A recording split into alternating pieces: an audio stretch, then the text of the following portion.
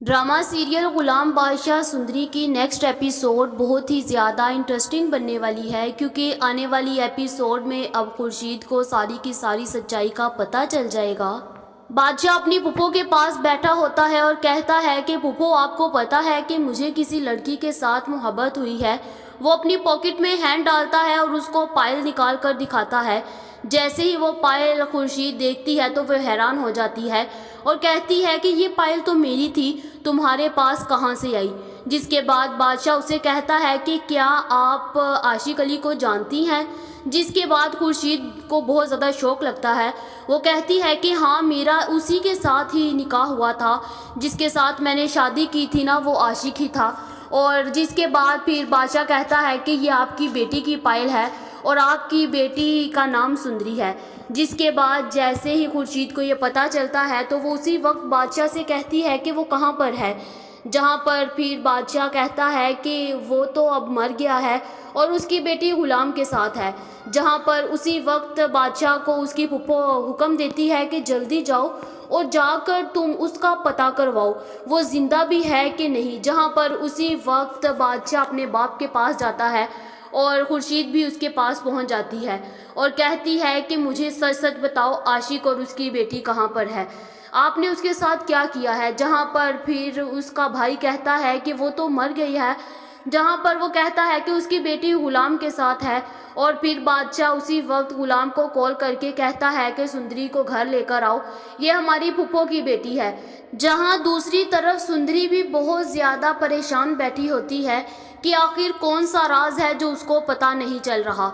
और फिर जैसे ही उसे पता चलता है कि गुलाम कोई गैर नहीं बल्कि उसी के मामू का बेटा है, जिसने उसकी माँ और उसके बाप को जुदा किया था, और वो अपनी माँ के पास जाती है। उसकी माँ जैसे ही उसे देखती है तो उसको गले से लगा लेती है और कहती है कि बेटा, मुझे माफ़ कर देना, लेकिन मेरी कोई गलती नहीं थी, सारा कसूर आपके मामू का है।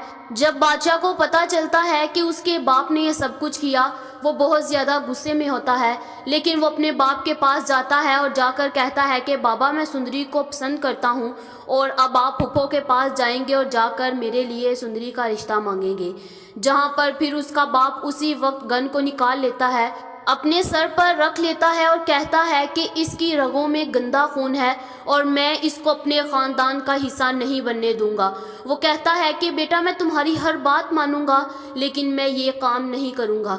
जिसके बाद बादशाह कहता है कि ठीक है, आपने नहीं मांगना तो ना मांगे, लेकिन मेरी ये शर्त है कि मैं शादी करूंगा तो उसी से करूंगा। जहाँ पर दूसरी तरफ गुलाम और सुंदरी दोनों बहुत ज़्यादा खुश होते हैं। और फिर सुंदरी की माँ को भी इस बात का पता चल जाता है कि गुलाम और सुंदरी एक दूसरे को पसंद करते हैं, और वो उसे इस बात का भी इल्म होता है कि बादशाह ने उसके साथ बहुत बुरा किया।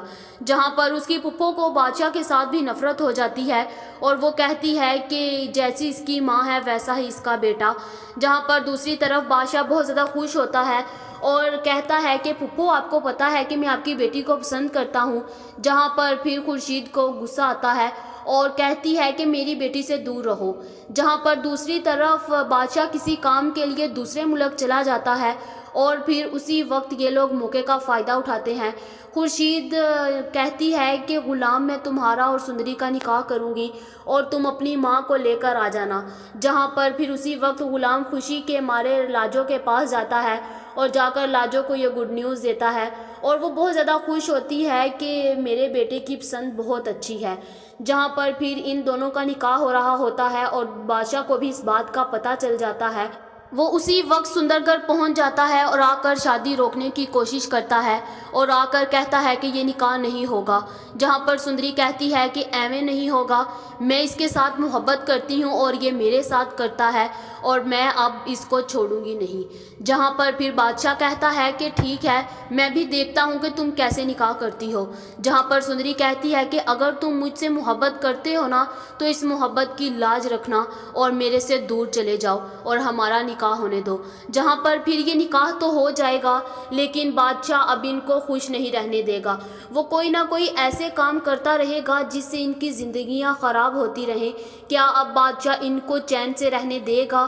کیا اب بادشاہ کا باپ غلام کے ساتھ اس کو ایکسیپٹ کر لے گا یا پھر غلام اور سندری دونوں کو گھر سے باہر نکال دے گا؟ کیا بادشاہ اب ان دونوں سے اپنا بدلہ لے گا؟ آپ لوگوں کا اس بارے میں کیا خیال ہے؟ کمنٹ کر کے ضرور بتائیں۔ ایسی اور ویڈیوز دیکھنے کے لیے ہمارے چینل کو سبسکرائب کرنا مت بھولیے گا۔